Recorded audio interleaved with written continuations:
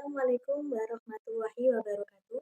Perkenalkan, nama saya Atina Bila Karima, Prodi Pendidikan Agama Islam, Fakultas Tarbiyah dan Ilmu Keguruan dengan NIM 21131004694 yang diampu oleh Bu Azah Nur Laila, STHI, MSI di Universitas Islam Nahdlatul Ulama.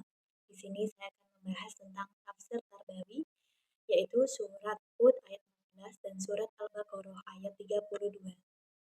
Pertama yaitu surat Hud ayat 14. Bismillahirrahmanirrahim. Fa illam yastajibu lakum fa'lamu annama unzila bi ilmillah annama unzila bi ilmillahi wa alla ilaha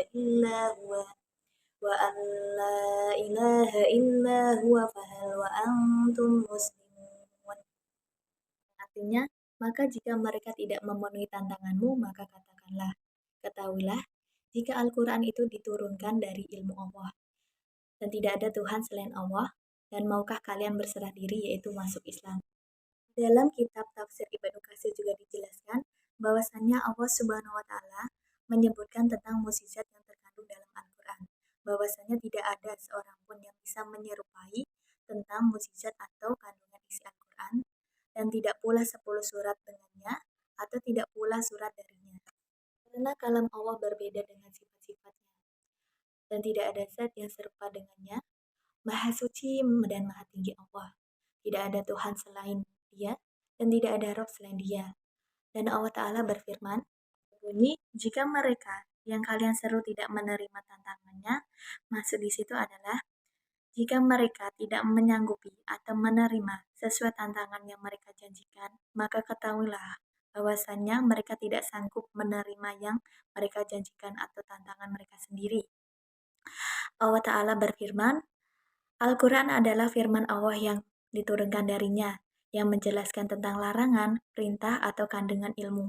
Dalam tafsir Al-Misbah juga dijelaskan bahwasannya, jika mereka atau kalian yang membantu dalam membuat Al-Quran itu tidak bisa membuatnya atau sekedar dibuat-buat, maka ketahuilah bahwasannya Al-Quran itu dibuat dari ilmunya Allah. Hanya Allah yang mengetahuinya. Ketahuilah bahwasannya tidak ada Tuhan selain Allah. Pesan Tarbawi di dalam surat Hud ayat ke-14 itu terdapat 3 pesan. Yang pertama yaitu orang-orang musyrik tidak mampu menyanggupi tantangan yang diberikan oleh Rasul. Padahal mereka yaitu orang yang ahli bahasa atau ahli sastra yang ulung. Mereka beranggapan bahwasannya Rasul yaitu orang yang membuat Al-Quran. Akan tetapi Allah Subhanahu wa Ta'ala berfirman bahwasannya Allah menurunkan Al-Quran itu kepada Muhammad untuk menyampaikan kepada umat-umat. Yang kedua yaitu tidak ada Tuhan selain Allah, sebab Allah yang mengetahui perkara yang gaib, dan tidak ada yang bisa menandingi kekuasaannya, dan tidak ada sekutu yang melaksanakan kekuasaannya. Ketiga yaitu Allah menyuruh mereka berserah diri kepada Allah Subhanahu wa Ta'ala setelah mereka mengetahui bukti yang sangat kuat, agar mereka memilih Islam sebagai agamanya. Kedua yaitu membahas tentang surat Al-Baqarah ayat 32. Bismillahirrahmanirrahim. Qalu subhanaka la ilma lana illa ma 'allamtana innaka antal alimul hakim. Artinya mereka menjawab, Maha suci Engkau, tidak ada yang kami ketahui selain apa yang Engkau ajarkan kepada kami. Sungguh Engkaulah Maha mengetahui, Maha bijaksana. Dari tafsir Ibnu Katsir juga dijelaskan bahwasannya ayat ini menerangkan tentang sanjungan para malaikat yang ditujukan kepada Allah Subhanahu wa Ta'ala tentang membersihkan atau mensucikan semua pengetahuan dari ilmunya seseorang.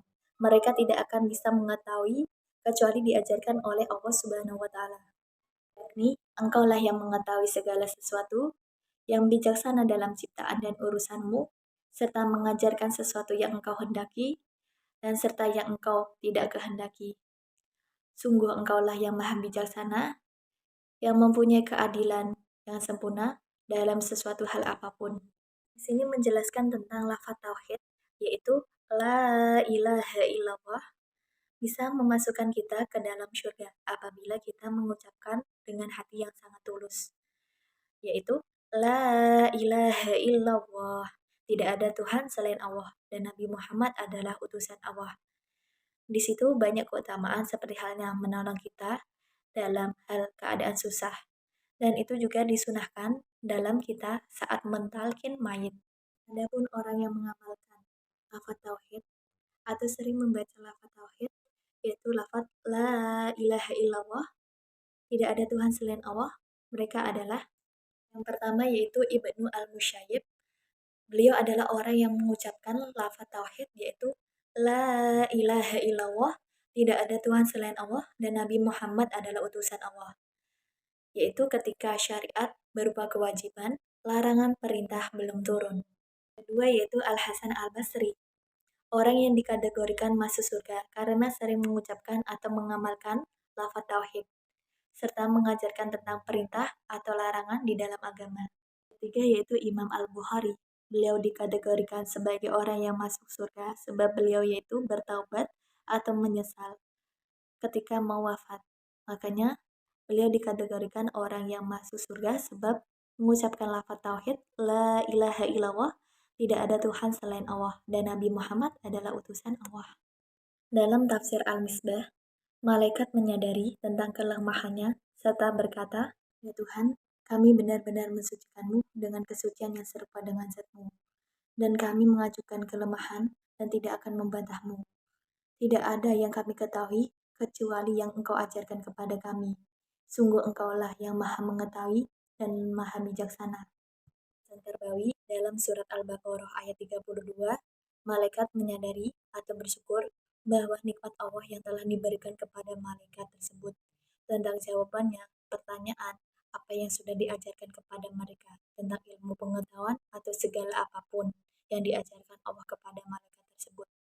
Yang dari saya, kurang lebihnya saya mohon maaf. Wabillahi taufiq wal hidayah. Summa ridha wal inayah. Wassalamualaikum warahmatullahi wabarakatuh.